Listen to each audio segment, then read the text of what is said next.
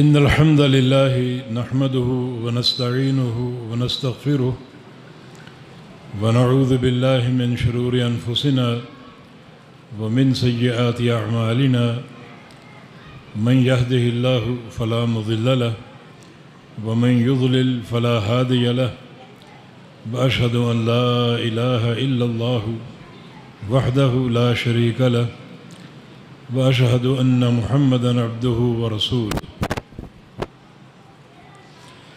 يا أيها الذين آمنوا اتقوا الله حق تقاته ولا تموتن إلا وأنتم مسلمون يا أيها الناس اتقوا ربكم الذي خلقكم من نفس واحدة وخلق منها زوجها وبث منهما رجالا كثيرا ونساء واتقوا الله الذي تساءلون به والأرحام إن الله كان عليكم رقيبا يا أيها الذين آمنوا اتقوا الله وقولوا قولا سديدا يصلح لكم أعمالكم ويغفر لكم ذنوبكم ومن يطع الله ورسوله فقد فاز فوزا عظيما اللهم صل على محمد وعلى آل محمد كما صليت على إبراهيم وعلى آل إبراهيم إنك حميد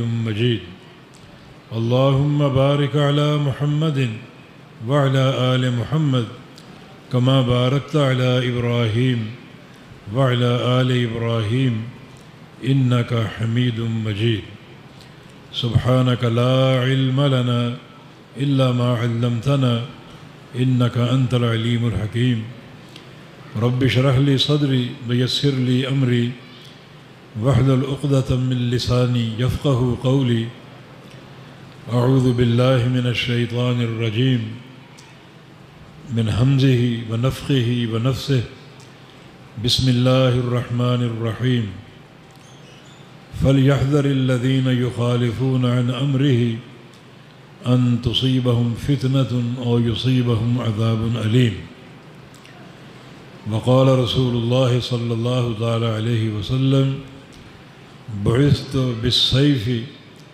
بين يدي الساعة حتى يعبد الله وحده وجعل رزقي تحت ظل رمحي وجعل الذلة والصغار على من خالف أمري ومن تشبه بقوم فهو منهم أو كما قال صلى الله تعالى عليه وسلم. محترم شیخ عبدالواحد شیخ الحدیث جامع دارالحدیث رحمانیہ حافظہ اللہ تعالی اور معزز علماء کرام اور قابل قدر سامعین حضرات،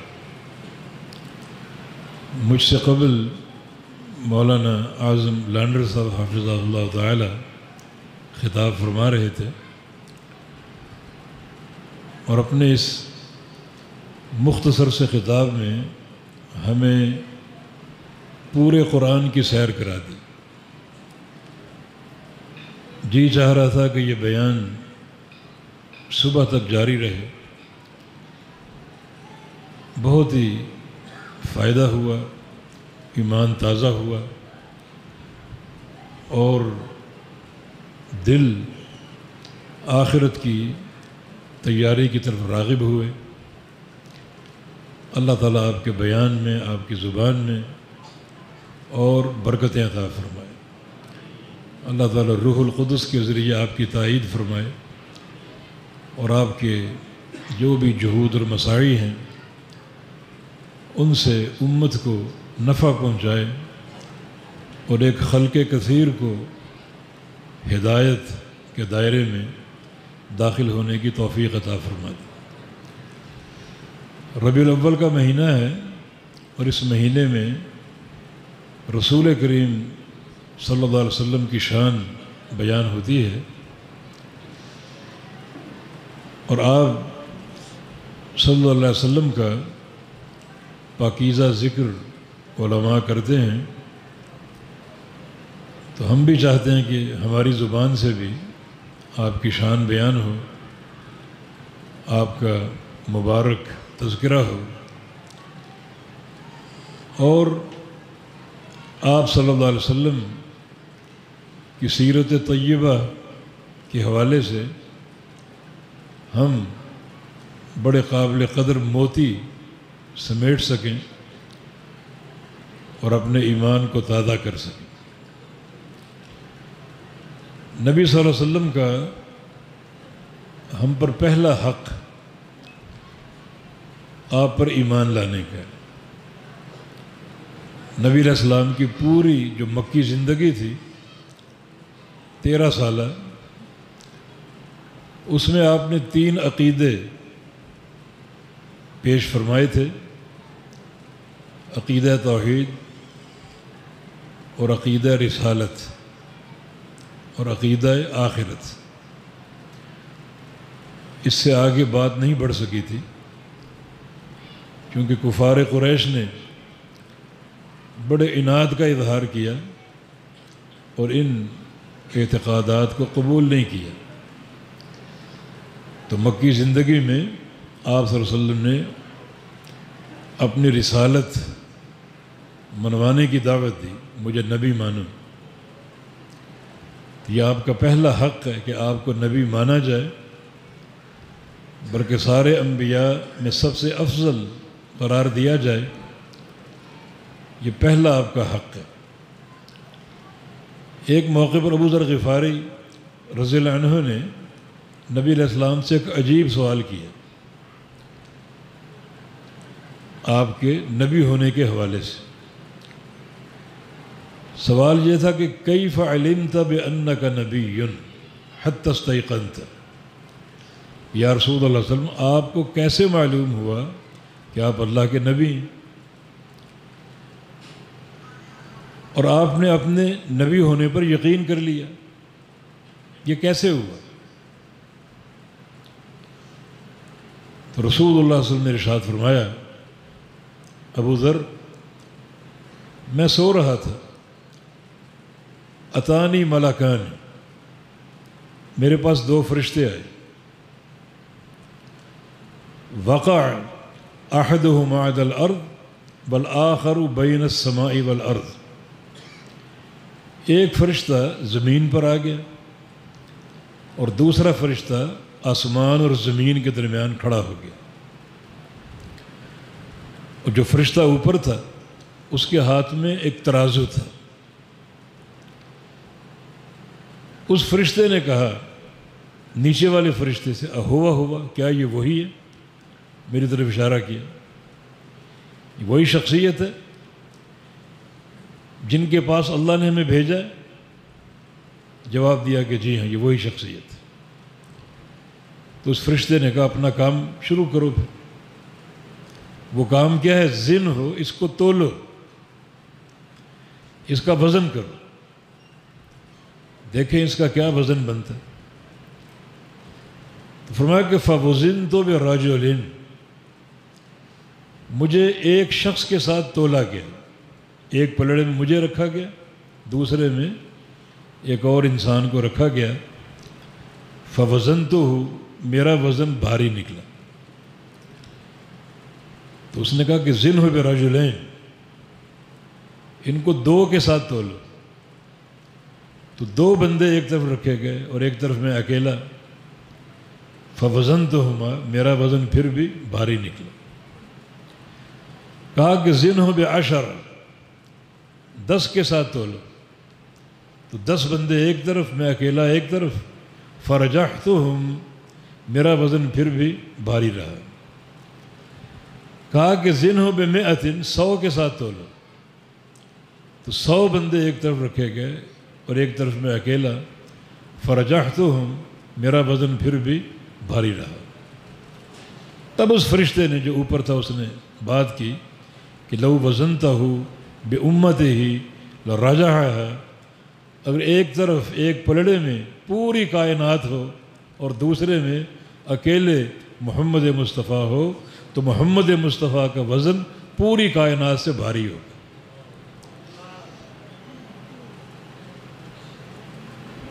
یہ خواب دیکھا جس سے آپ کی برتری، آپ کی فضیلت، مرتبہ اور مقام آپ کا واضح ہوا۔ اس کا معنی یہ نہیں کہ آپ کا وزن زیادہ تھا، بلکہ اس کا معنی جو بھی خصائل خیر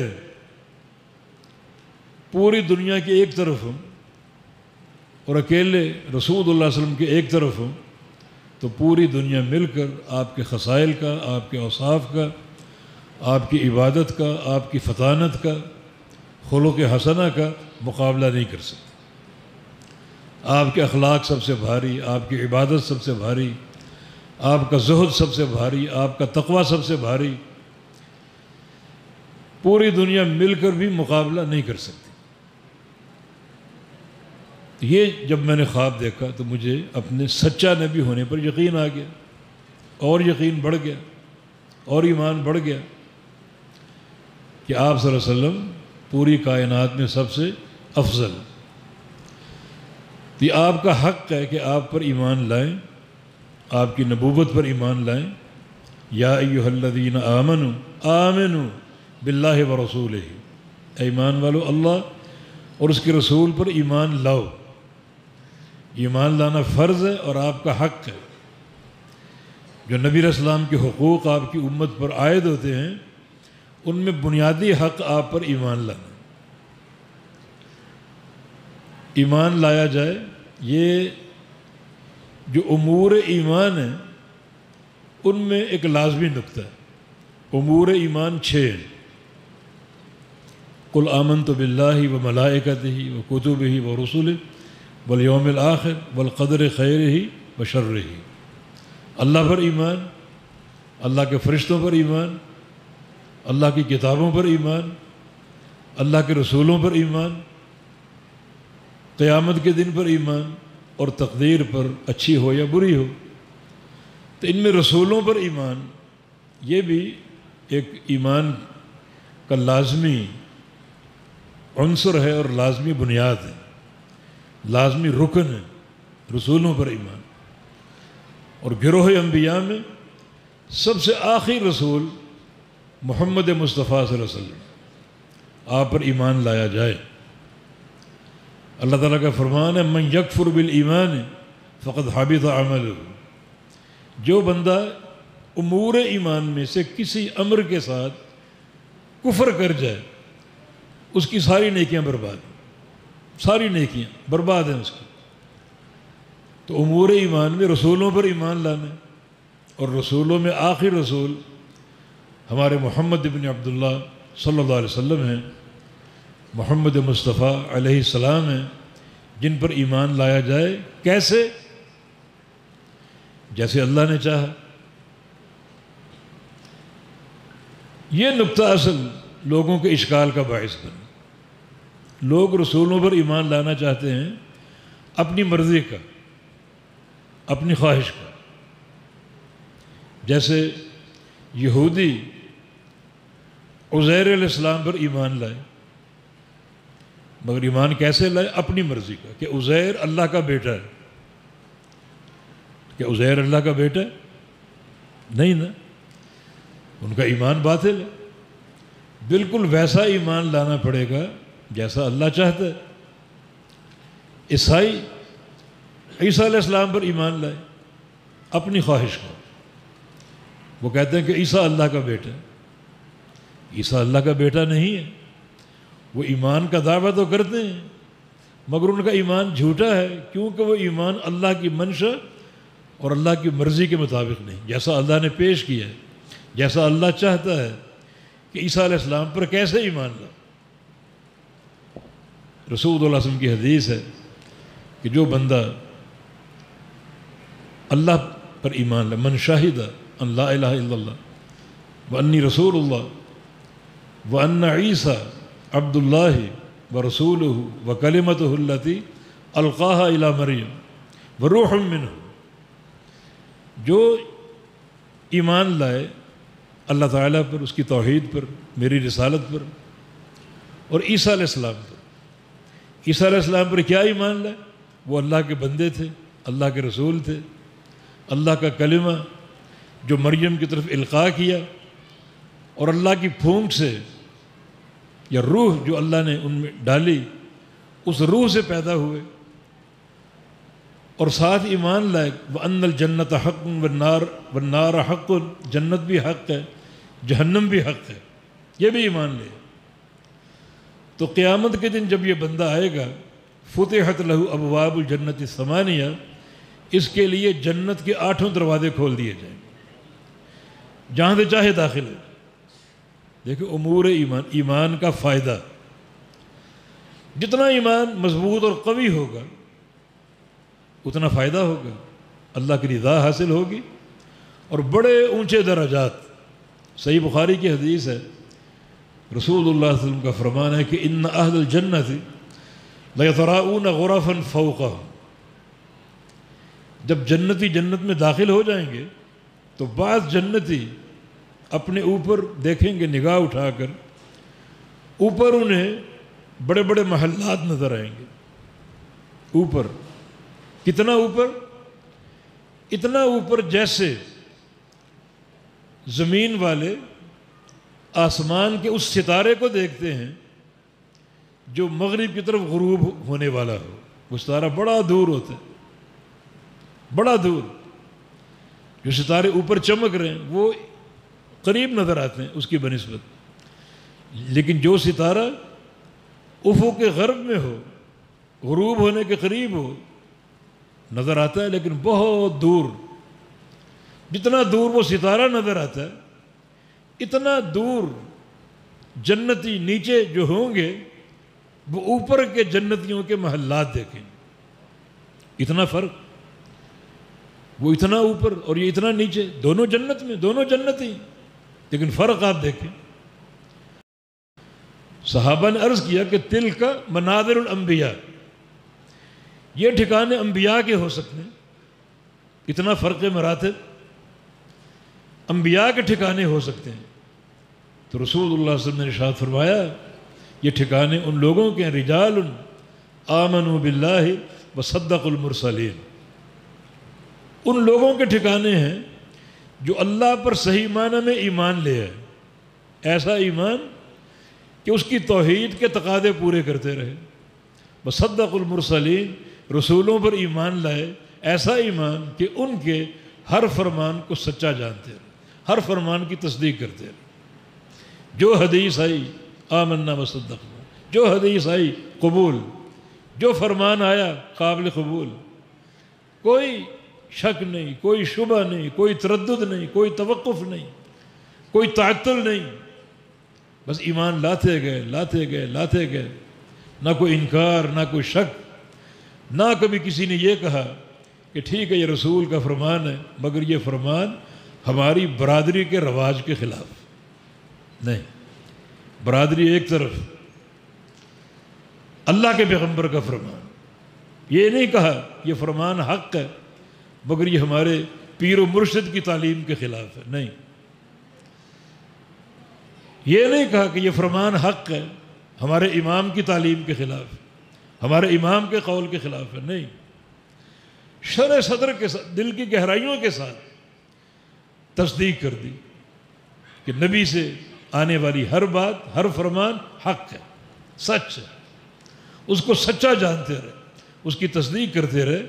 جن لوگوں میں یہ دو اوصاف ہوئے، اللہ تعالیٰ پر ایمان اس کی توحید کے تقاضوں کے ساتھ، اور رسول اللہ صلی اللہ علیہ وسلم پر ایمان اس کی ہر بات کی تصدیق کے ساتھ، ہر بات سچی، ہر بات حق ہے، کسی فرمان پر کوئی شبہ نہیں، ہر بات حق ہے، مانتا جائے، عقل میں آئے یا نہ آئے،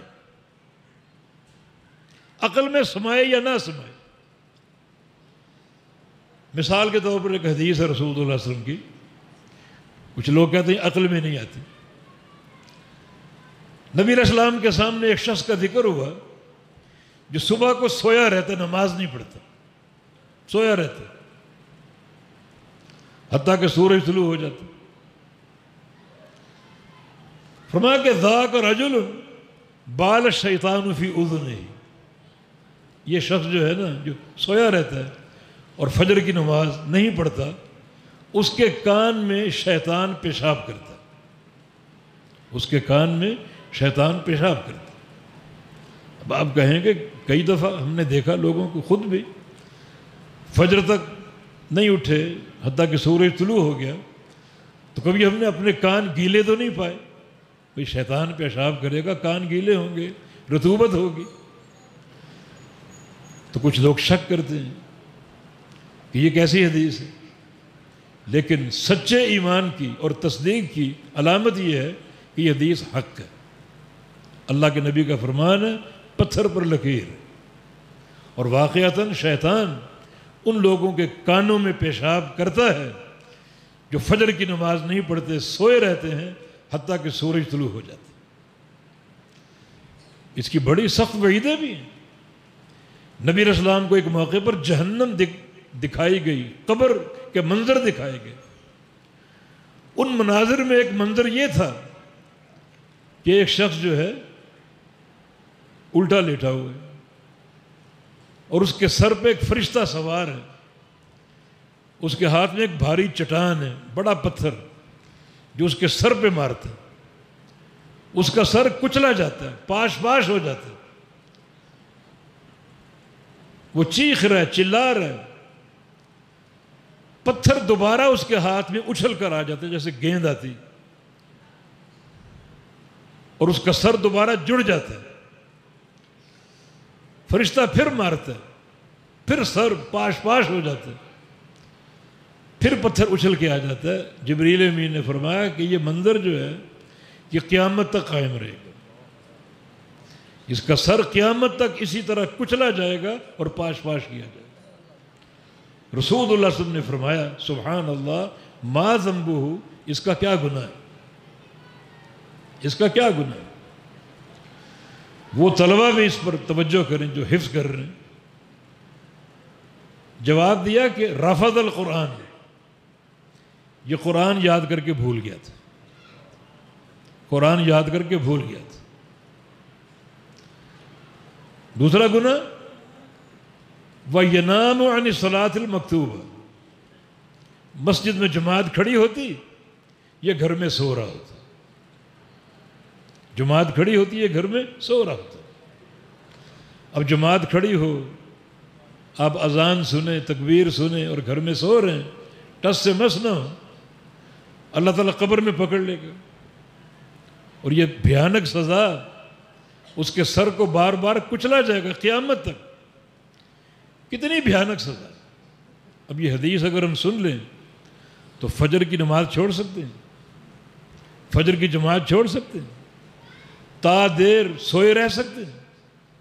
نہیں، یہ حدیث سن کر تو ہمیں خوف سے کانپ اٹھنا چاہیے اور فجر کی نماز باقاعدہ پابندی سے ادا کریں تاکہ اس وعید کا نشانہ نہ بن جائیں۔ تو عرض یہ کر رہا تھا کہ نبی علیہ السلام کی حدیث، جو بندہ دیر تک سویا رہے شیطان اس کے کانوں میں پیشاب کرتا۔ ہمارا اس پر ایمان ہے، گو کبھی کسی کے گیلے کان نہیں دیکھے، نہ کبھی پیشاب کرتے ہوئے دیکھا گیا، مگر پیغمبر علیہ السلام کا فرمان پتھر پر لکیر ہے، ہمارا ایمان۔ وصدق المرسلین، اس طرح نبی علیہ السلام کی تصدیق کرے کہ ہر فرمان حق ہے، ہر بات آپ کی حق ہے، اس طرح آپ کی ہر بات کو سچا جانے اور ایمان لے آئے، تو یقیناً جو شخص اللہ تعالیٰ کی توحید کو مانے گا، اللہ پر ایمان لائے گا، راست ایمان، اور محمد مصطفیٰ علیہ السلام پر ایمان لائے گا، ایسا ایمان کہ آپ کی ہر بات سچی، ہر سنت سچی، ہر فرمان سچا، تو اللہ تعالیٰ ان کو درجات علا عطا فرمائے گا۔ جنت میں اتنے اونچے ان کے محلات ہوں گے، ان کے ٹھکانے ہوں گے کہ بعض جنتی بھی ان کو اوپر دیکھیں گے اس طرح جیسے زمین والے افق غربی میں ڈوبتے ہوئے ستارے کو دیکھتے۔ یہ اللہ کے پیغمبر کا حق ہے، آپ پر ایمان لاؤ، ہر فرمان کی تصدیق کرو۔ کوئی فرمان آپ کا ٹکرا رہا ہو، آپ کی خواہش کو رد کر دو۔ کوئی فرمان آپ کا ٹکرا رہا ہو، آپ کی برادری کی باتوں سے برادری کی باتیں چھوڑ دو۔ کوئی فرمان آپ کا ٹکرا رہا ہو کسی امام یا پیر کے قول سے، چھوڑ دو سب۔ اللہ کے پیارے پیغمبر کا کلمہ آپ نے پڑھا، اس کلمے کا تقاضا یہ ہے کہ آپ کی سچی اطاعت کرو اور آپ کی زبان مبارک سے صادر ہونے والے ایک ایک لفظ کو سچا جانو اور اس پر ایمان لاؤ، اس کو قبول کرو۔ یہ نبی علیہ السلام کا حق ہے۔ اللہ فرماتا ہے وَآتُوا كُلَّ ذِي حَقٍّ حَقَّهُ، ہر حق والے کو حق دو اس کا۔ حق اگر نہیں دو گے تو قیامت کے دن باز پرس ہوگی۔ اللہ کے بھی حقوق ہیں، اللہ کے پیغمبر کے بھی حقوق ہیں، اللہ کا حق ایک ہی ہے اور وہ ہے اس کی توحید، اس کی عبادت۔ رسول اللہ صلی اللہ علیہ وسلم نے معاذ بن جبل سے کیا فرمایا؟ اتدری ما حق اللہ علی العباد وما حق العباد علی اللہ، کیا تم جانتے ہو اللہ کا بندوں پر کیا حق ہے اور بندوں کا اللہ پر کیا حق ہے؟ عرض کی اللہ و رسول عالم، اللہ اور کا رسول جانتے۔ تو رسول اللہ صلی اللہ علیہ وسلم نے فرمایا حق اللہ علی العباد ان یعبدوہ ولا یشرکوا بہ شیئا، اللہ کا بندوں پر یہ حق ہے کہ بندے اللہ کی عبادت کریں اور اس عبادت میں کسی کو شریک نہ ٹھہرائیں، ہر قسم کے شرک کی نفی کر دیں، ہر قسم کے شرک کا انکار کر دیں۔ یہ دو حق بندے ہیں، ایک حق اس باتی شکل میں اور ایک حق نفی کی شکل میں۔ اس باتی شکل میں یہ ہے کہ اس کی عبادت کرو، وہ اکیلا عبادت کے لائق ہے، اور نفی کی شکل میں یہ کہ ہر شریک کا انکار کرو، کوئی اس کا شریک نہیں کہیں بھی، نہ آسمانوں میں، نہ زمینوں میں، نہ لاہور میں، نہ پاک پتن میں، نہ کسی اجمیر میں اور نہ کسی اور دوسرے مقام پر، کوئی اس کا شریک نہیں۔ وحدہ لا شریک لہ ہے، یہ اس کا حق ہے، یہ حق دو۔ اگر حق نہیں دو گے تو اللہ تعالیٰ پکڑ لے گا قیامت کے دن کہ تم نے میرے اس حق کو پامال کر دیا۔ اور یاد رکھو ایک بندہ اگر شرک کر بیٹھے، چاہے وہ سوئی کے ناکے کے برابر کیوں نہ ہو، کوئی بخشش نہیں ہے اور نہ جنت کا داخلہ ہے، اس پر جنت بھی حرام ہے، اللہ کے نظام بھی اس پر حرام ہے، ہمیشہ کا جہنمی رہے گا اگر ایک سوئی کے ناکے یا ایک ذرے کے برابر وہ شرک کرے۔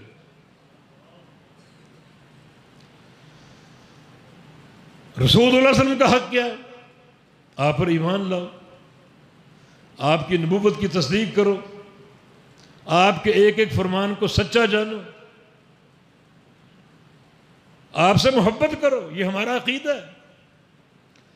آپ کی محبت کے بغیر ایمان ناقابل قبول ہے، بندہ مومن ہو ہی نہیں سکتا، جس کی دلیل رسول اللہ صلی اللہ علیہ وسلم کی حدیث ہے لا یؤمن احدکم حتی اکون احب الیہ من والدہ وولدہ والناس اجمعین، اس وقت تک تم مومن ہو ہی نہیں سکتے جب تک مجھ سے محبت نہ کرو، اور محبت بھی ایسی کہ وہ محبت تمہاری اولاد کی محبت سے بڑھ کر ہو، ماں باپ کی محبت سے بڑھ کر ہو، اور پوری دنیا کی محبت سے بڑھ کر ہو۔ جب تک مجھ سے سب سے بڑھ کر محبت نہیں کرو گے تم مومن نہیں ہو سکتے۔ معنی کیا ہوا؟ جو بندہ اللہ کے نبی سے محبت نہیں کرتا وہ مومن نہیں ہے، اور جو بندہ اللہ کے نبی سے محبت تو کرتا ہے مگر دنیا والوں کی محبت سے کم ہے وہ بھی مومن نہیں، اور جو بندہ اللہ کے نبی سے محبت کرتا ہے مگر وہ محبت دنیا والوں کی محبت کے برابر ہے وہ بھی مومن نہیں ہے۔ مومن صرف وہ ہے جس کے دل میں اللہ کے پیغمبر کی محبت ہو، اور وہ محبت ماں باپ کی محبت سے، اولاد کی محبت سے اور پوری کائنات کی محبت سے بڑھ کر وہ مومن۔ یہاں ہر چیز آ گئی، اپنی جان باقی بچی ہے کہ اپنی جان سے زیادہ کریں یا نہ کریں، وہ بھی صحیح بخاری کی ایک حدیث میں حل ہو گئی۔ رسول اللہ صلی اللہ علیہ وسلم کا فرمان جب امیر عمر آپ کے پاس آئے اور آ کر کہا کہ انت احب الی من کل شیء الا نفسی، آپ میرے نزدیک ہر شے سے بڑھ کر محبوب ہیں، مجھے آپ سے پیار ہے، اولاد کے پیار سے زیادہ، ماں باپ سے زیادہ آپ سے پیار، سوائے اپنی جان کے، اپنی جان کے بعد آپ میرے نزدیک سب سے زیادہ محبوب۔ رسول اللہ صلی اللہ علیہ وسلم نے کیا فرمایا؟ لا یؤمن احدکم حتی اکون احب الیہ من نفسہ، عمر اس وقت تک تم مومن نہیں ہو سکتے جب تک اپنی جان سے بھی بڑھ کر مجھ سے محبت نہ کرو۔ امیر عمر سناٹے میں آ گئے، یہ میں نے کیا کہہ دیا؟ تھوڑا سر جھکایا، پھر سر اٹھا کر عرض کیا کہ یا رسول اللہ صلی اللہ علیہ وسلم، اب میں دل و جان کی گہرائیوں سے اقرار کرتا ہوں کہ انت احب الی من نفسی، کہ آپ میرے نزدیک میری جان سے بھی زیادہ محبوب ہیں۔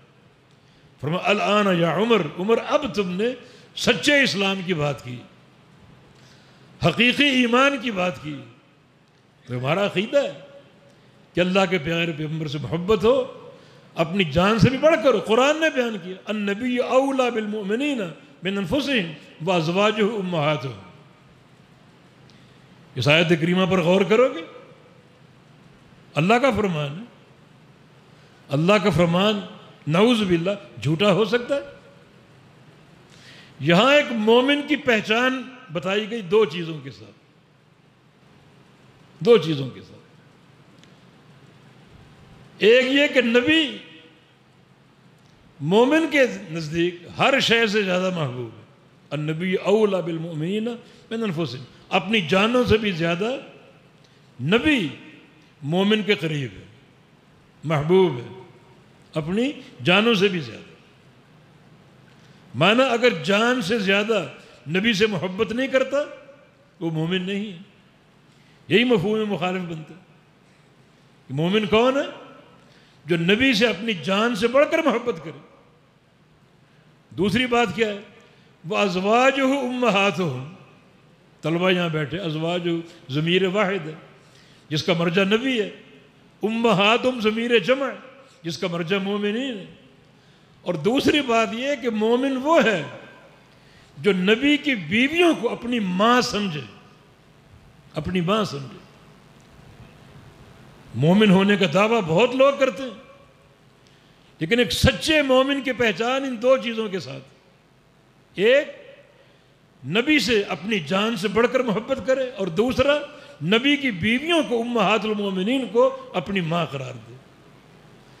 جو نبی سے اپنی جان سے بڑھ کر محبت نہیں کرتا مومن نہیں ہو سکتا، اور جو نبی کی بیویوں کو امہات المومنین کو اپنی ماں نہیں مانتا وہ بھی مومن نہیں ہو سکتا۔ یہ مرکزی عقیدہ قرآن نے پیش کیا۔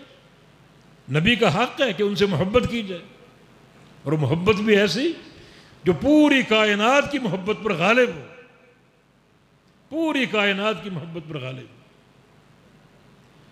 یہ محبت سب سے بڑھ کر، جان سے بڑھ کر، مال سے بڑھ کر، اولاد سے بڑھ کر، ماں باپ سے بڑھ کر، اور پوری دنیا سے بڑھ کر۔ اب محبت ہے کس چیز کا نام؟ شرعی اعتبار سے محبت کیا چیز ہے؟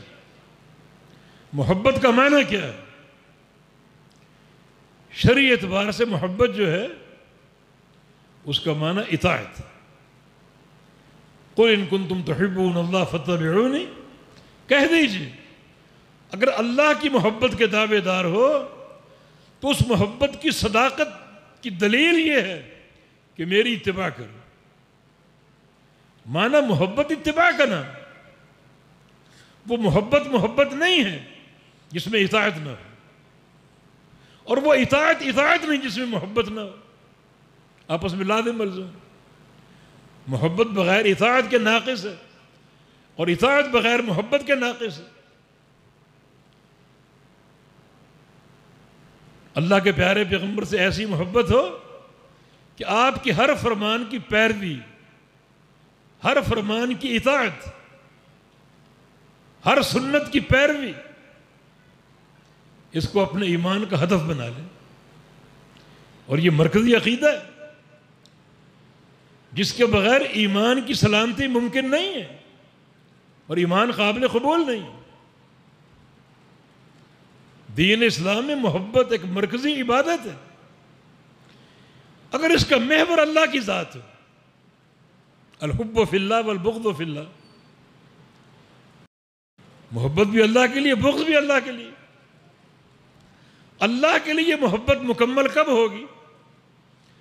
جب ہر اس شے سے محبت کرو جس سے اللہ کو محبت ہے، اور اللہ تعالیٰ کو سب سے بڑھ کر محبت کس سے ہے؟ محمد مصطفیٰ علیہ السلام سے۔ تو اس وقت تک آپ مومن ہو ہی نہیں سکتے، حتیٰ کہ آپ کا ایمان باللہ بھی قابل قبول نہیں جب تک اللہ کے پیارے حبیب سے محبت نہ ہو، سب سے بڑھ کر محبت نہ ہو۔ تو محبت مکمل ہوتی ہے اطاعت کے ساتھ، اطاعت اگر نہیں کرو گے محبت کے تقاضے پورے نہیں ہو سکتے. جیسے باپ بیمار ہو، اولاد سرہانے بیٹھی ہے اور باپ کو پانی کی طلب ہے، پانی پلا دو، مگر سارے بچے کہتے ہیں کہ ہم آپ کو چھوڑ کر دور نہیں جا سکتے، آپ سے ہمیں محبت ہے، آپ سے 2 منٹ کے لیے بھی جدا نہیں ہو سکتے، اور پانی پیش نہیں کرتے. ایک بچہ اٹھتا ہے، پانی لے کر آتا ہے، اپنے باپ کو پلا دیتا ہے. سچی محبت کس کے اندر؟ جو دعوے کر رہے ہیں کہ ہم یہیں بیٹھے رہیں گے، ہمیں آپ سے پیار ہے، آپ سے دور جا ہی نہیں سکتے، یہ سچی محبت. یہ باپ پیاسا ہے، اس کو پانی کی طلب ہے، اس کی بات کو مانو. جو بیٹا اٹھا جا کے پانی لایا، باپ کو پیش کر دیا، وہ سچی محبت. یہ سچی محبت. یعنی سچی محبت بات ماننے میں ہے، اطاعت کرنے میں ہے، اور پیروی کرنے میں. اور یہاں ایک نقطہ اور واضح ہو جائے گا کہ سب سے بڑھ کر محبت کیسے ثابت ہے.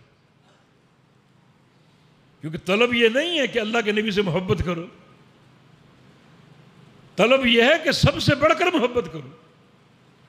تو میں ایسا کیا کروں کہ سب سے بڑھ کر محبت ثابت ہو جائے اور سب سے بڑھ کر محبت قابل قبول ہو جائے؟ کیا کروں ایسا؟ خالی محبت کی طلب نہیں ہے، ایسی محبت کی طلب ہے جو ساری کائنات کی محبت پر غالب ہو. یہ بات آسان ہو گئی، اس کو سمجھنا آسان ہو گیا. جب محبت عبارت ہے اطاعت سے اور پیروی سے اور اتباع سے، تو سب سے بڑھ کر محبت ثابت ہو جائے گی. وہ کیسے؟ آپ کی زندگی میں ایسا موڑ آ جائے.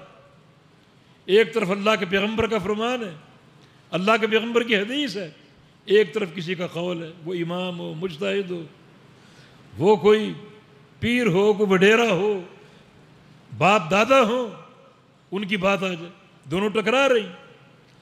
اب آپ کا امتحان ہے سچی محبت کا اور سب سے بڑھ کر محبت کا. اگر آپ نے حدیث مصطفیٰ کو ٹکرا دیا اور باپ دادا کی بات کو لے لیا، پیر و مرشد کی بات کو لے لیا، امام کے قول کو لے لیا، تو مانا آپ کے دل میں اللہ کے نبی کی محبت نہیں. اور اگر ہے بھی تو ایک دعوے کی حد تک، اور اگر ہے بھی تو وہ سب سے ہلکی ہے. اگر سب سے بھاری محبت ہوتی، سب سے زیادہ محبت ہوتی، تو آپ سب کی بات کو ٹھکرا دیتے اور اللہ کے حبیب کی بات کو سینے سے لگا لیتے اور اس کو قبول کر لیتے. ہمارا ایمان یہ ہے، ایک طرف محمد مصطفیٰ علیہ السلام، دوسری طرف پوری دنیا پوری کائنات ہو، اللہ کے نبی ایک فرمان جاری کر دیں اور پوری دنیا کی بات آپ کے فرمان کے خلاف ہو، تو پوری دنیا کی بات کو سننا تو دور کی بات ہے، دنیا کی طرف جھانکنا بھی ناجائز. وَأَنْ أَقِمْ وَجْهَكَ لِلدِّينِ حَنِيفًا، اپنا چہرہ سیدھا دین کی طرف کر لو، سیدھا محمد مصطفیٰ علیہ السلام کی طرف کر لو. اللہ کے نبی کچھ فرما رہے ہیں، پیچھے پوری دنیا ہے، پوری کائنات ہے، وہ کچھ اور کہہ رہی، تو مڑ کر پیچھے جھانکنا بھی ناجائز ہے. ایسی محبت اور ایسے آپ کے فرمان کی اطاعت ہو، اس طرح قبول کرو، تب ایمان قابل قبول ہوگا. اور یہ آپ کا حق ہے، یہ حق منوانے کے لیے آپ آئے، اس حق کو مانو. پھر سچی محبت کے اور تقاضے بھی ہیں، اور وہ یہ، ہر اس شے سے محبت کرو جس سے اللہ کے پیغمبر کو محبت. اگر اللہ کے پیغمبر سے محبت کا دعویٰ ہو، لیکن جس چیز سے رسول اللہ صلی اللہ علیہ وسلم محبت کرتے ہیں ان سے آپ کو محبت نہیں، تو پھر بھی آپ کی محبت قابل قبول نہیں. مثلا نبی علیہ السلام کو محبت ہے اپنے مبارک مشن سے، اور وہ مشن بیان توحید ہے. قولوا لا الہ الا اللہ، توحید کو منوانا، توحید کو سمجھانا، توحید کے جھنڈے گاڑنا. پورا دین توحید ہے، پورا دین توحید سے عبارت ہے. یہ پیارے پیغمبر کا مشن ہے، ہر نبی کا مشن. وَلَقَدْ بَعَثْنَا فِي كُلِّ أُمَّةٍ رَسُولًا أَنِ اعْبُدُوا اللَّهَ وَاجْتَنِبُوا الطَّاغُوتَ. ہر نبی کا مشن. نبی کریم صلی اللہ علیہ وسلم کا مشن بھی بیان توحید ہے.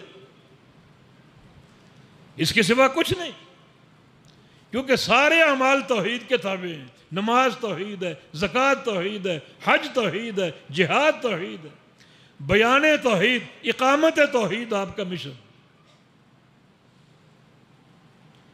وہ دن آپ کو یاد ہے نبی علیہ السلام سجدے میں تھے اور اوباش کافروں نے آپ کی پشت پر اونٹ کی غلاستیں رکھ دی، اونٹنے کا رحم رکھ دیا، اوجڑی رکھ دی، ثقیل وزن، کتنی آپ کو تکلیف ہوئی ہوگی، کتنی اذیت ہوئی ہوگی، آپ اٹھ نہ سکے۔ فاطمہ رضی اللہ عنہ یہ منظر دیکھتی بھاگی آئیں اور اپنے بابا کی پشت سے وہ وزن ہٹایا، وہ غلاستیں ہٹائیں۔ بات ختم ہو گئی۔ امیر حمزہ آپ کے چچا اس وقت کافر تھے، تو ان سے کسی نے کہا کیا تمہاری یہ جوانیاں اور کیا تمہاری یہ طاقت، تمہارے بھتیجے کے ساتھ جو آتا کھلواڑ کر جاتا، جو آتا ان کو اذیت دے جاتا، کیا تمہاری یہ خاک جوانی ہے؟ امیر حمزہ کو غیرت آ گئی۔ کس نے کیا؟ ابو جہل نے۔ کہاں ہے ابو جہل؟ دارالندوہ میں بیٹھا ہے، اپنے دوستوں کے ساتھ قہقہے لگا رہا ہے، اللہ کے نبی کو اذیت دے کر ہنس رہا ہے، مخال کر رہا ہے، قہقہے لگا رہا ہے۔ امیر حمزہ تلوار لے کر گئے اور جا کر تلوار کا دستہ ابو جہل کے سر پہ مارا، اس کو لہو لہان کر دیا اور کہا کہ آئندہ اگر تم نے ایسی حرکت کی تو آج تلوار کا دستہ مارا ہے، کل تلوار کی دھار سے تمہارا سر قلم کر دوں گا۔ اسلام قبول نہیں کیا۔ پھر نبی علیہ السلام کے پاس، بھتیجے خوش ہو جا، میں نے تیرا انتقام لے لیا، تیرا بدلہ لے لیا۔ اللہ اکبر۔ اللہ کے نبی نے کیا فرمایا کہ محمد انتقام سے خوش نہیں ہوتا، میرے چچا میں اس بدلے سے خوش نہیں ہوں گا، اگر مجھے خوش کرنا ہے تو قل اشہد ان لا الہ الا اللہ واشہد ان محمد عبدہ ورسولہ، مجھے خوش کرنا ہے تو لا الہ الا اللہ پڑھ لے، توحید کی گواہی دے دے، میری رسالت کو مان لے، تب میں خوش ہو جاؤں گا۔ یہ مشن محمد الرسول اللہ صلی اللہ علیہ وسلم، بدلے سے خوش نہیں ہوں گا، مجھے خوش کرنا ہے تو اس توحید کو قبول کر لو، کلمہ پڑھ لو۔ اللہ اکبر۔ امیر حمزہ رضی اللہ عنہ نے اسی وقت اشہد ان لا الہ الا اللہ واشہد ان محمد عبدہ ورسولہ کلمہ پڑھ کر اسلام میں داخل ہو گئے، اسلام کا اقرار و اعتراف کر لیا اور اس کی توحید کو قبول کر لیا۔ تو یہ مبارک مشن ہے محمد الرسول اللہ صلی اللہ علیہ وسلم کا۔ آپ سے محبت ہے تو اس محبت کی تکمیل آپ کے مشن کی تکمیل کے بغیر نہیں ہوگی، کہ ہم بھی توحید سمجھیں، توحید کو اپنائیں، توحید کو قبول کریں، توحید کو آگے بیان کریں، توحید کو پھیلائیں۔ یہ توحید کو پھیلانا اللہ کے نبی کا مشن۔ اس مشن کے بغیر، اس مشن کی محبت کے بغیر نبی علیہ السلام پر ایمان مکمل نہیں ہو سکتا۔ تو اس محبت کی تکمیل کے تقاضے ہیں۔ نبی علیہ السلام کو قرآن سے محبت تھی، احادیث سے محبت تھی۔ اس وقت تک آپ کی ذات سے محبت مکمل نہیں ہو سکتی جب تک کتاب و سنت سے اور قرآن و حدیث سے محبت نہ کرو، محبت مکمل نہیں ہو سکتی۔ نبی علیہ السلام کو اپنے صحابہ سے محبت تھی، محبت کیوں نہ ہو؟ اللہ کا فرمان کہ کُلًا وعد اللہ الحسنى، اللہ نے تمام صحابہ سے وعدہ کیا ہے جنت کا، تو محبت کیوں؟ سارے صحابہ جنتی۔ جو پیچھے قرآن کی آیت ہے اس کا سیاق ہے، قرآن نے سارے صحابہ کی دو قسمیں بیان کی۔ ایک وہ صحابہ جو فتح سے قبل اسلام لائے۔ فتح کے دو معنی قرآن کی اصطلاح میں، فتح مکہ اذا جاء نصر اللہ والفتح، یہ صلح حدیبیہ انا فتحنا لک فتحا مبینا، جو فتح سے قبل اسلام لائے، فتح مکہ سے قبل یا صلح حدیبیہ سے قبل۔ دوسرے وہ صحابہ جو فتح کے بعد اسلام لائے، فرمایا کہ دونوں برابر نہیں ہو سکتے، جو قبل اسلام لائے ان کے درجات اوپر ہیں، لیکن کُلًا وعد اللہ الحسنى، اللہ کا سب سے جنت کا وعدہ ہے۔ فتح سے قبل اسلام لائے ہوں یا فتح کے بعد اسلام لائے ہوں، اللہ تعالیٰ کا سب سے جنت کا وعدہ ہے۔ صحابی کون ہے؟ جس نے بحالت ایمان اللہ کے پیغمبر کو دیکھ لیا، وہ زیارت چاہے ایک لمحے کی ہو، چاہے ایک مہینے کی ہو یا سال ہا سال کی ہو، الغرض بحالت ایمان اللہ کے نبی کو دیکھا، پھر اس ایمان پر قائم رہا حتیٰ کہ موت بھی ایمان پر آئی، اسلام پر آئی، وہ صحابی۔ یہ جو صحابیت کا شرف ہے، ایک لمحہ کی زیارت، یہ شرف ہر چیز پر بھاری ہے، ہر چیز پر بھاری ہے۔ فرمایا ان آنکھوں کو آگ چھو ہی نہیں سکتی جن آنکھوں نے بحالت اسلام میرا دیدار کر لیا، مجھے دیکھ لیا، ان آنکھوں کو آگ چھو ہی نہیں سکتی۔ یہ صحابیت کا شرف ہے، صحابیت کا مقام ہے۔ تو نبی علیہ الصلوۃ والسلام کو اپنے صحابہ سے محبت تھی، صحابہ سے محبت کیے بغیر ایمان مکمل نہیں ہو سکتا۔ اسی طرح نبی علیہ السلام کے اہل بیت اطہار، آپ کے اہل بیت، اللہ کے پیغمبر کو ان سے محبت تھی۔ جب تک آپ کے دل میں اہل بیت کی محبت نہیں ہوگی، آپ کا ایمان قابل قبول نہیں، آپ مومن قرار نہیں پائیں گے۔ اہل بیت کون ہے؟ امیر المومنین علی رضی اللہ عنہ۔ اہل بیت کون ہے؟ آپ کی بیٹی فاطمہ۔ اہل بیت کون ہے؟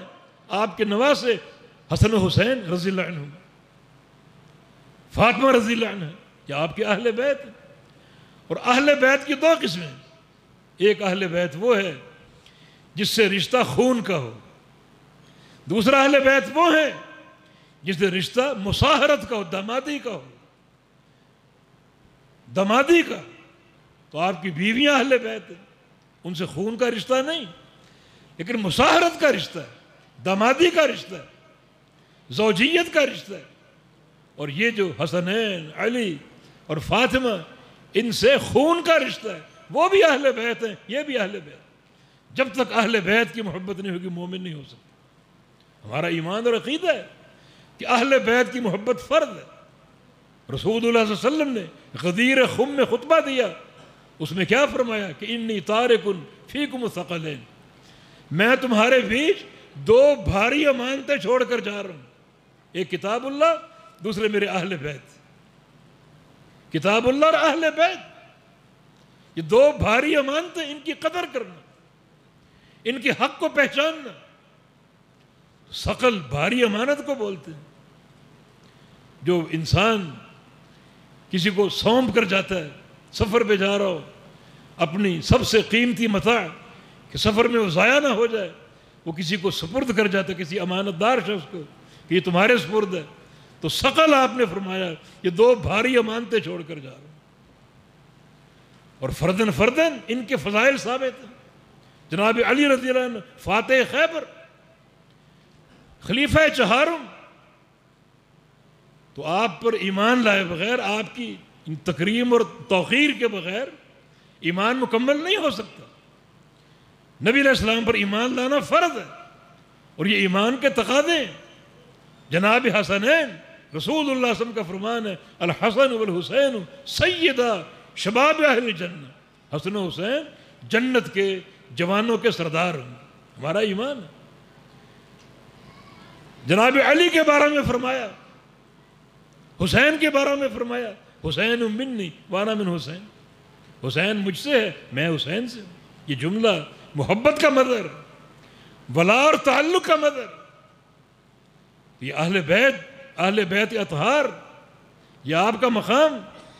جناب فاطمہ رضی اللہ عنہ بضعۃ منی، میرا ٹکڑا ہے، میرے جگر کا ٹکڑا ہے، میرے جسم کا ٹکڑا ہے۔ حسنین میرے لیے جنت کے پھول ہیں۔ ہمارا ان تمام حدیث پر ایمان، تو یہ سارے تقاضے پورے کرنا فرض ہے۔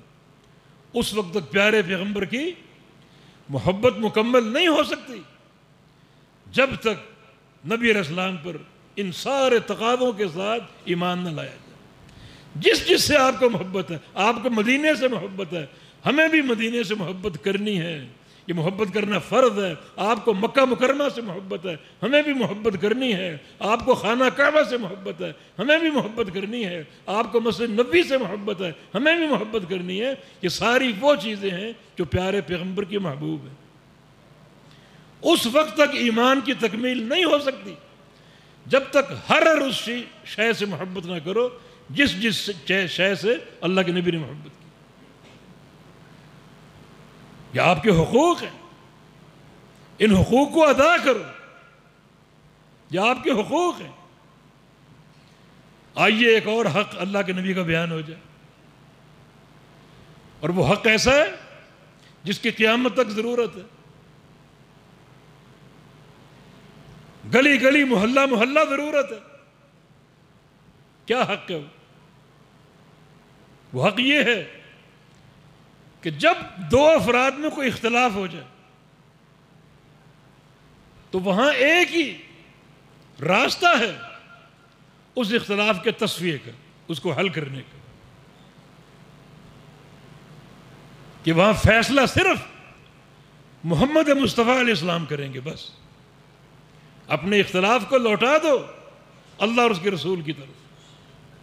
یہ آپ کا حق.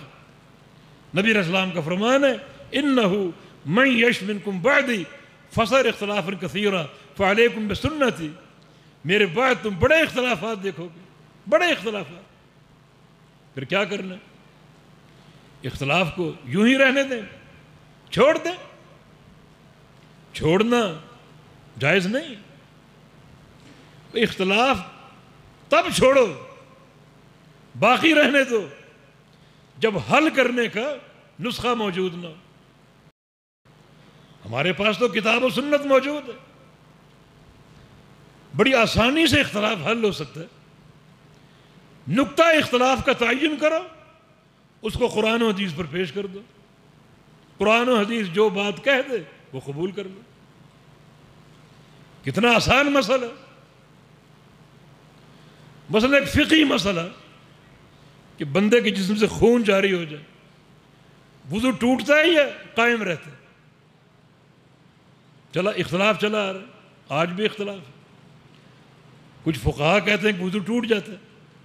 محدثین اہل الحدیث کا موقف یہ ہے کہ وضو قائم رہتا ہے. اختلاف ہو گیا، ایک طرف نفی ایک طرف اس بات. وضو قائم رہتا ہے، وضو ٹوٹتا ہے. اس کو پیش کر دو اللہ اور اس کے رسول پر.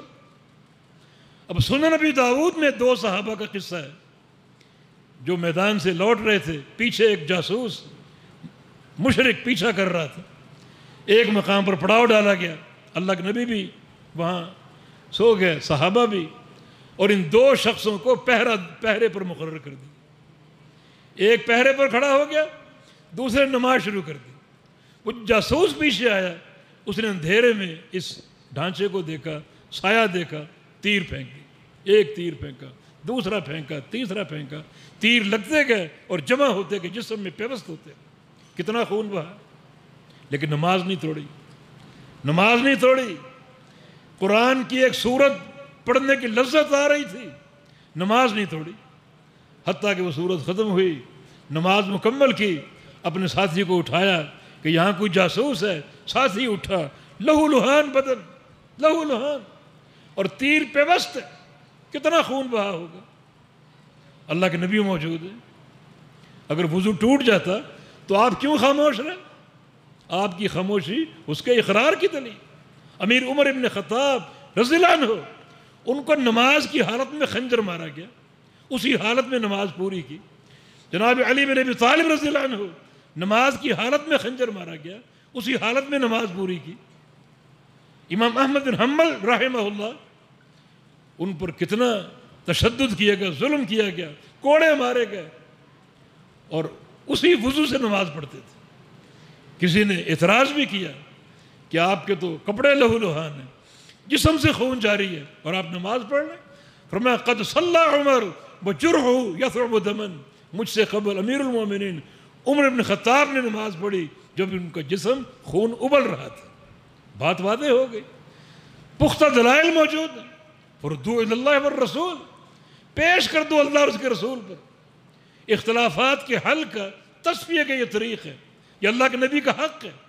جب اختلاف رونما ہو جائے، اختلاف واقع ہو جائے، نہ تمہارے خاندان کی چلے گی، نہ تمہاری قوم کی چلے گی، نہ تمہاری برادری کی چلے گی. وہاں اگر چلے گی تو محمد مصطفیٰ علیہ السلام کی چلے گی. جس کا مرضی اختلاف، باپ بیٹے میں اختلاف ہو، یہ نہ سمجھو باپ بڑا ہے بیٹا چھوٹا ہے، باپ کی بات مان لو.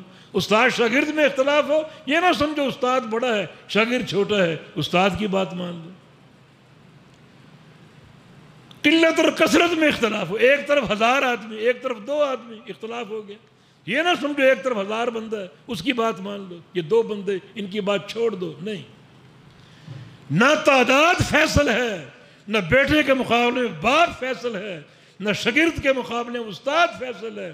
ہر مقام پر فیصلہ ایک ہی شخصیت کرے گی اور وہ محمد مصطفیٰ علیہ السلام، یہ آپ کا حق ہے، نبی علیہ السلام کا حق ہے۔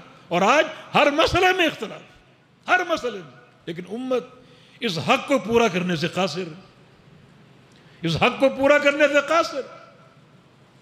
اختلاف موجود ہے، فیصلہ کون کر رہا ہے؟ میں شافعی ہوں، میں امام شافعی کی بات مانوں، میں حنبلی ہوں، امام احمد حنبل کی بات مانوں۔ اختلاف کیسے ختم ہوگا؟ کیسے ختم؟ فردوہ الی اللہ والرسول، اس کو لوٹا دو اللہ اور اس کے رسول کی طرف، اس میں کوئی دوسری رائے نہیں، کوئی دوسری رائے۔ فلا وربک لا یؤمنون حتی یحکموک فیما شجر بینہم، اس وقت تک یہ لوگ مومن نہیں ہو سکتے جب تک اپنے اختلافات میں، اپنے تنازعات میں آپ کو حاکم نہ مان لیں، آپ کو حاکم نہ مان لیں۔ حاکم مان لیں، فیصلہ آپ سے کرائیں اور اس کو تسلیم کر لیں، کوئی خلجان نہ ہو، کوئی دل میں تنگی نہ ہو۔ اس آیت کریمہ نے 4 چیزوں کا ذکر کیا ہے۔ اختلاف ہو جائے، اگر فیصلہ آپ سے نہیں کروا رہے تو ایمان کی نفی ہے۔ اختلاف ہو جائے، فیصلہ آپ سے کروا رہے ہیں مگر آپ کو حاکم نہیں مانتے، پھر بھی ایمان کی نفی ہے۔ فیصلہ ہو جائے، فیصلہ آپ سے کروا رہے ہیں، اختلاف ہو گیا، فیصلہ آپ سے کروا رہے ہیں، حاکم بھی آپ کو مانا مگر فیصلہ قبول نہیں کر رہے، پھر بھی ایمان کی نفی۔ اور اگر اختلاف ہو جائے، فیصلہ آپ سے کروائیں، حاکم بھی مان لیں، فیصلے کو قبول بھی کر لیں مگر قبول کرنے کے بعد دل میں کوئی شک ہو، کوئی تردد ہو، کوئی خلجان ہو، کوئی تنگی ہو، پھر بھی مومن نہیں ہو سکتا۔ بھئی سلموا تسلیما، دل کی گہرائیوں سے جب تک آپ کے فیصلے کو نہیں مانیں گے مومن نہیں ہو سکتا۔ آپ جانتے ہیں کہ آیت کریمہ کب نازل ہوئی؟ صرف ایک پانی کا قضیہ تھا، پانی کا مسئلہ تھا، پانی کا مسئلہ۔ ایک طرف جناب زبیر ابن عوام رضی اللہ عنہ، ان کا باغ تھا، ایک طرف ایک اور شخص تھا جو اپنے آپ کو مسلمان کہتے، اس کا باغ تھا، اور ایک ہی پانی کی نالی دونوں کے باغ کو سیراب کرتی تھی۔ جھگڑا کیا تھا؟ زبیر کہتے کہ پہلے میرا باغ، اور وہ شخص کہہ رہے پہلے میرا باغ۔ جھگڑا صرف پہلے کہ پہلے کس کا باغ سیراب ہو۔ بات نبی علیہ السلام تک پہنچ گئی، فرمایا کہ ہم معائنہ کریں گے، دونوں کا باغ دیکھیں گے، پانی کی نالی دیکھیں گے، پھر فیصلہ کریں گے۔ آپ تشریف لائے، آپ نے دیکھا پانی آ رہا ہے، پہلے زبیر کا باغ ہے، پھر اس شخص کا باغ ہے۔ ترتیب یہی ہے کہ پہلے زبیر کا باغ سیراب ہو، پھر تمہارا باغ سیراب ہو۔ تو رسول اللہ صلی اللہ علیہ وسلم نے فرمایا زبیر تم اپنے باغ کو سیراب کرو، جب پانی بچ جائے، تمہارا باغ سیراب ہو جائے تو سارا پانی اپنے پڑوسی کے لیے چھوڑ دو۔ اللہ کے نبی کا فیصلہ، اس فیصلے کا معنی یہ کہ دونوں باغ سیراب ہوں گے، زبیر کا بھی ہوگا، اس کا بھی ہوگا۔ آپ نے فرما دیا کہ جو پانی تمہارے باغ کے سیراب ہونے کے بعد بچے گا اپنے پڑوسی کی طرف چھوڑ دو، دونوں باغ سیراب ہو جائیں گے۔ بات ترتیب کی۔ وہ شخص صبر نہ کر سکا، کہتا ہے کہ آپ نے زبیر کے بارے میں اس لیے فیصلہ فرما دیا کہ وہ آپ کی پھوپھی کا بیٹا، ابن عمتک، آپ کی پھوپھی کا بیٹا، اس لیے آپ نے اس کے حق میں فیصلہ دیا۔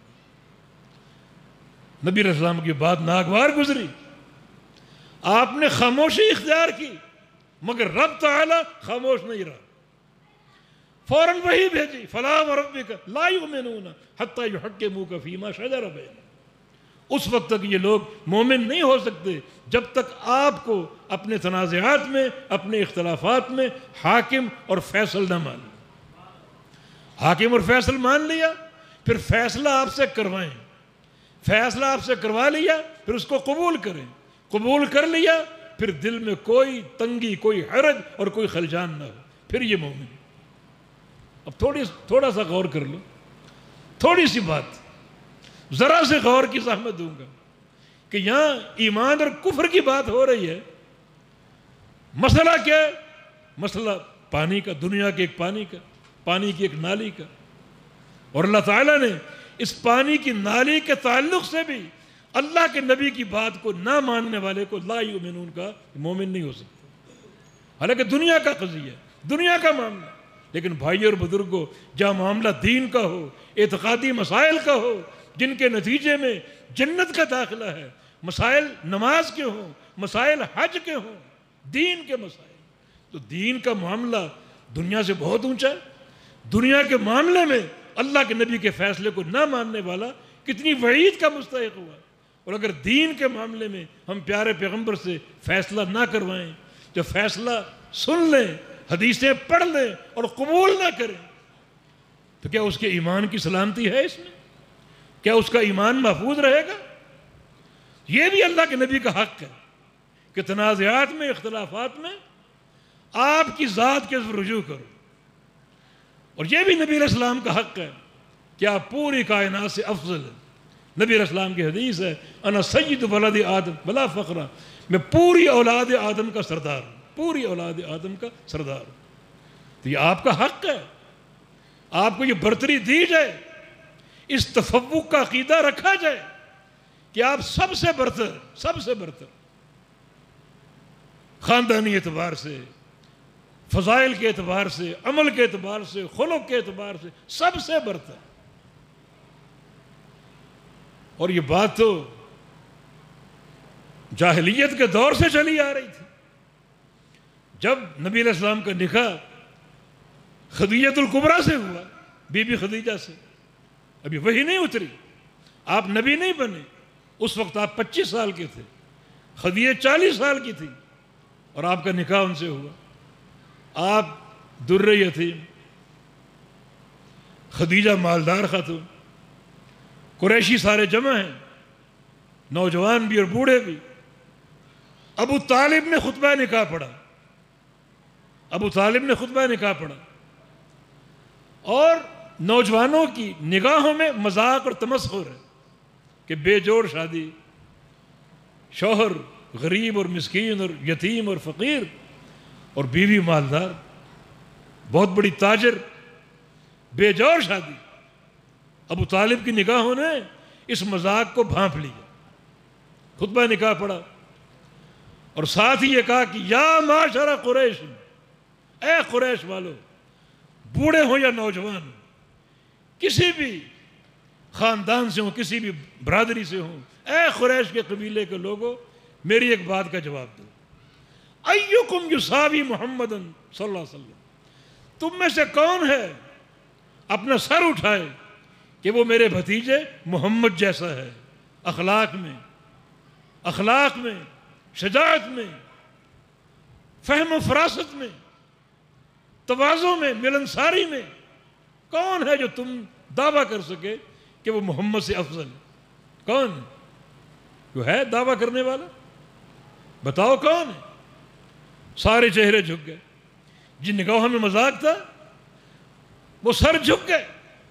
اس سوال کا جواب ہی کوئی نہیں. جاہلیت کے دور سے ہی اللہ کے پیغمبر کا شرف، اللہ کے پیغمبر کا مرتبہ اور مقام سب کے ہاں مسلم تھا.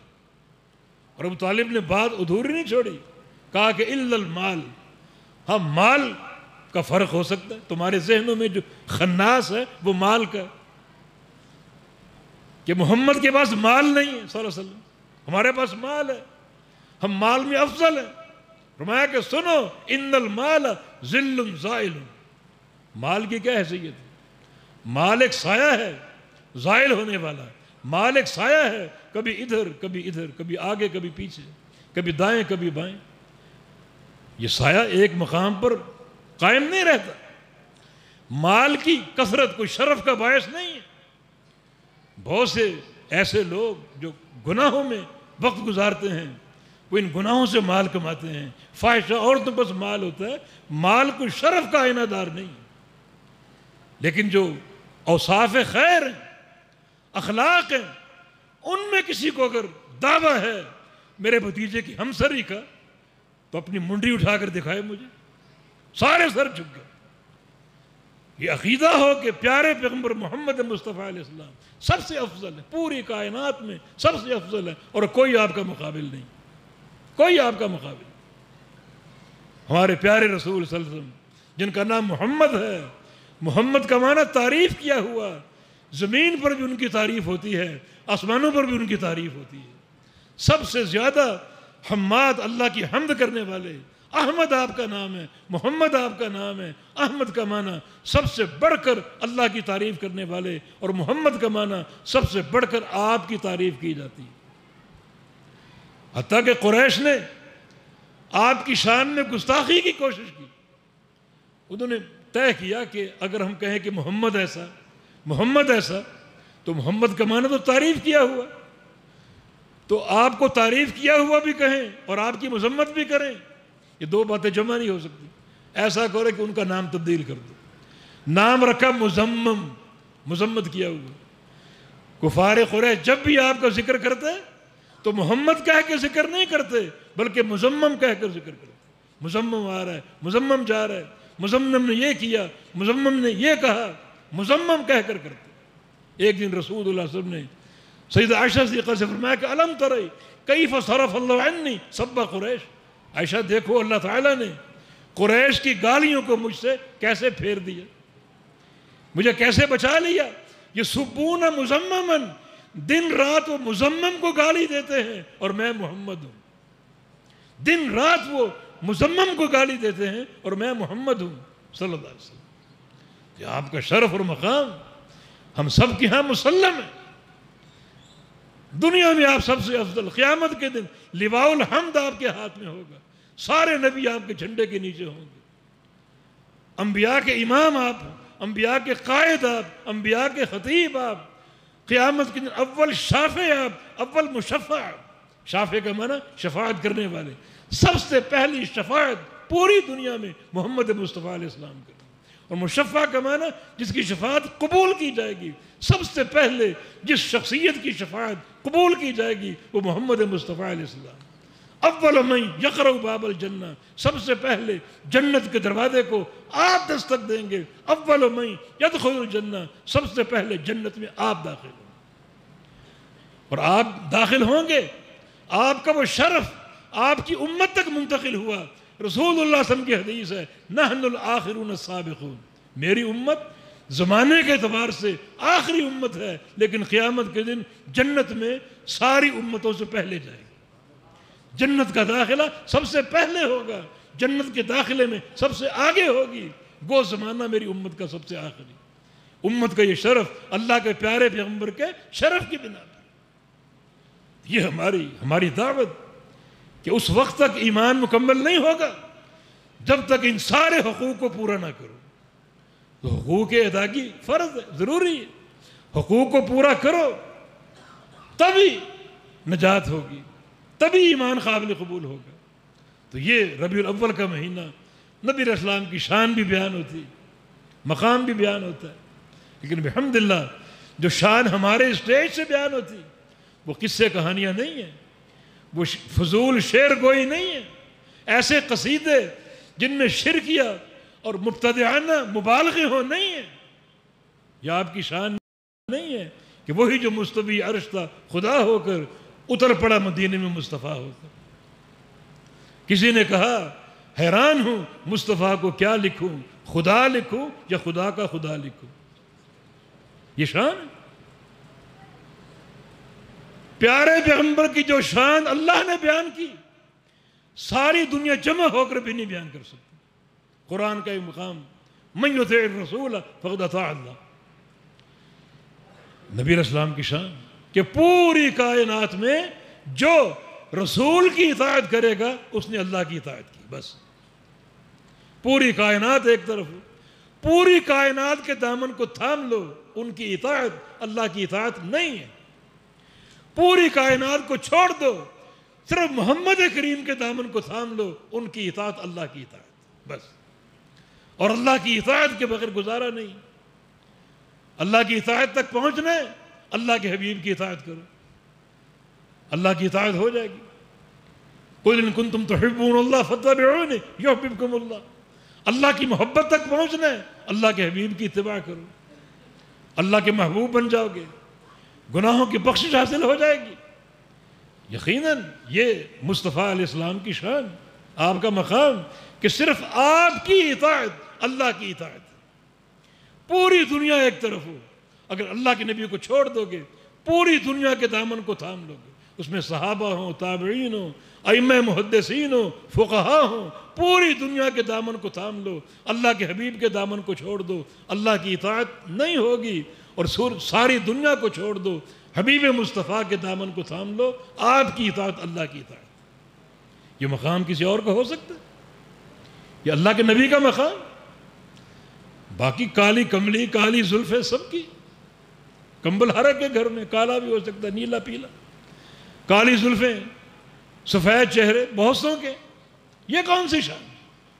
اللہ کے نبی کی ولادت کا قصہ، یہ کون سا مقام آپ بیان کر رہے ہیں؟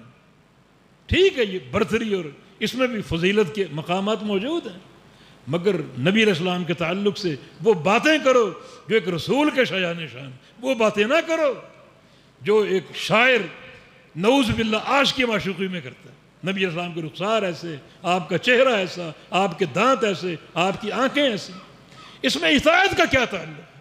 وہ آپ کی شان بیان کرو جو اطاعت سے تعلق رکھے، جس سے نتیجتاً جنت حاصل ہو۔ قرآن نے، پورے قرآن میں اللہ کے حبیب کی شان موجود ہے، وَالضُّحَىٰ وَاللَّيْلِ إِذَا سَجَىٰ، أَلَمْ نَشْرَحْ لَكَ صَدْرَكَ، شان موجود ہے، لیکن ولادت کا قصہ نہیں ہے۔ پورے قرآن میں رسول اللہ صلی اللہ علیہ وسلم کے چہرے کا تصور نہیں ہے، آپ کی زلفوں کا ذکر نہیں ہے، آپ کے ہونٹوں کا ذکر نہیں ہے، آپ کی آنکھوں کا ذکر نہیں ہے۔ اگر ذکر ہے تو آپ کی اطاعت کا، آپ کی اتباع کا، آپ کی محبت کا، وہ محبت جو اتباع کے ساتھ ہے اور اطاعت کے ساتھ۔ تو یہ نبی علیہ السلام کے حقوق، ان کو پورا کرنا ضروری۔ تو اس ربیع الاول کے مہینے میں جب کہ ہر جگہ سے آپ کی شان بیان ہو رہی، ہماری شان بھی سن لیجئے کہ اللہ کے نبی کس مقام کے حامل ہیں اور کیا آپ کی شان۔ بس اللہ تعالیٰ سے دعا ہے کہ اللہ تعالیٰ ہمیں حبیب کبریا کی سچی محبت عطا فرما دے۔ یا اللہ ایسی محبت جو پوری کائنات کی محبت پر غالب ہو، ایسی اطاعت کہ کسی اور کی طرف جھانک کر نہ دیکھے، ایسی اتباع، اور پیغمبر علیہ السلام کے جو بھی مشن ہے اور جس سے آپ کو محبت ہے، آپ کے صحابہ، آپ کے اہل بیت اطہار، یا اللہ سب کی محبت عطا فرما دے، سب کی محبت عطا فرما، تاکہ پیغمبر علیہ السلام کے حقوق پورے ہوں اور آپ کی محبت کے تقاضے پورے ہوں۔ اللہ پاک آپ کا آنا قبول کر لے، آپ کی حاضری قبول کر لے۔ اللہ تعالیٰ جن ساتھیوں اور نوجوانوں نے اس پروگرام کا اہتمام کیا، اللہ سب کی کوششوں میں برکتیں عطا فرما دے، اللہ اس کو قبول کر لے۔ آپ تشریف لائے، اللہ آپ کے ایک ایک قدم کو برکتوں سے بھر دے۔ اقول قولی ھذا واستغفر اللہ لی ولکم وآخر دعوانا ان الحمد للہ رب العالمین۔